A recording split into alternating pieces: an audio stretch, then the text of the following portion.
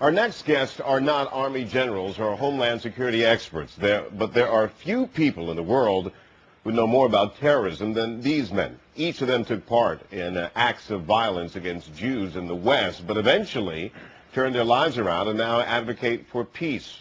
They join us now to give you a rare opportunity to go inside the mind of a terrorist and see what motivates them. Walid Shoebat, Zak Anani, and Ibrahim Abdallah join us now to talk more about the mindset of terrorism, and if there's any way that we can protect ourselves. Gentlemen, welcome.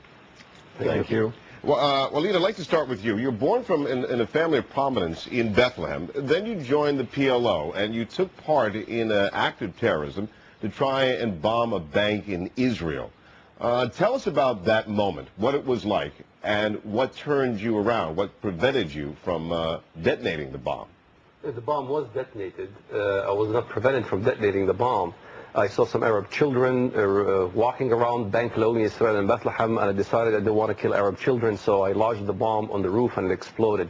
But what was going on at this time was the idea of destroying every infrastructure that is Israeli or Jewish in the West Bank, and there was one bank in the West Bank in Bethlehem, so I aimed to destroy it as I was recruited by a notorious bomb maker in Jerusalem. But let me ask you this question. You're born to a prominent family in Bethlehem. Why join the PLO? I mean, you're part of a privileged family. Why join this organization? Well, my grandfather was good friends with Hajj Amin al-Husseini, the Grand Mufti of Jerusalem. He was called the Führer of the Muslim world. This is no small cookie. This is a big, huge guy, and it's important. And it's not like you join a terror organization. People don't understand in the West. They think that it's like the Unabomber, you know, what goes on in the mind of a terrorist. It's the collective incitement of millions of children in school, in the social arena, in clubs, in the mosque, on the Temple Mount, in the streets, on the graffiti. Are you saying it's part of the culture? You're saying it's part of the upbringing of the children of Palestine, the children of Iraq right now? Absolutely. When I was 6 years old, I go to school just before the 6-Day War. We sing Arabs are beloved and Jews are dogs. So you can see it's not just in the Palestinian areas. It's in Jordan, it's in Lebanon, it's in Cairo, it's in Syria, it's all over. It's all over. And which brings me to, I want to ask Ibrahim Abdallah this question. You were born here in the United States, in Dearborn, Michigan, where there is a large Arab population in that part of the country. Is what Walid was saying, what was happening in his homeland, similar to what you were hearing happening in Dearborn? Was there feeling that among that community, a hatred among the Muslim population for what was happening in the West, and a willingness to maybe retaliate if possible?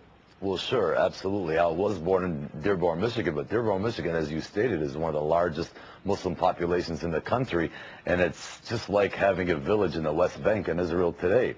It's very, very similar. As a matter of fact, there are storefronts and businesses with Arabic writing on them, and 99.9% of the people who live there are Muslim, Arab Muslims predominantly. And is there an effort to try and, say, cultivate young Arabs here in the United States to think about joining Al-Qaeda, for example, forming their own sort of splinter cells of terrorism, like what happened in London? Well, there's no question about it. I mean, we've seen what the government has done recently in doing interviews with various people, rounding up various organizations, indicting organizations who are funding some of these terrorist organizations all over the country. And usually, if you watch and follow the newscast even, you'll find that they start in Dearborn, Detroit, because that is the home base of many of these organizations. And there's much funding going on. As far as cultivating the mentality of the children, that's absolutely truthful. I mean, it is just like it is in the West Bank, and not just the West Bank, throughout the Middle East and the Muslim world as a whole. So what you're saying then, Ibrahim, is that right here in our country, as we are speaking to viewers living here in the United States, you're saying that there are cells of terrorism, of young men being cultivated right in our borders. Right, but what I'm trying to explain to you is that it's not an obscure thing that just started happening. This is part of the culture. You're born and raised with this hatred in your mind and in your heart. I mean, for America and Israel, primarily the Jew and Christian, and that is what the target is. And you're born and bred to believe this. Zak, let me ask you a question. You were part of a notorious gang in Lebanon during the Civil War. And now you've decided to abandon that, even after attacking your own Arabs and hatred for the West. Why speak out now? Why be brave enough to say that this is wrong, what we have been taught, what we were taught, this was wrong? Well, it's not just now. I've been doing it for the past 17 years of my life, even a little bit more, because we, as people who have seen the light and the truth, we seek to reveal the truth and reveal the real mind of wrong terrorism. So, but let me ask you this question. You're speaking out. Other Muslim leaders are speaking out.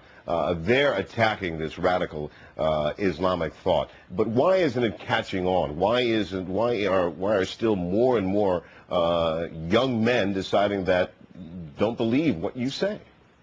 Well, my friend, you have to understand, first of all, what you see here in the West really is the beautified Islam, which is not really the Orthodox Islam. And people who are raised, like in my youth, raised on Orthodox Islam, they don't have a clue, or they don't have a chance of changing their life if it's not changed within. All right. I want to go back now to Waleed. Let me ask you about now the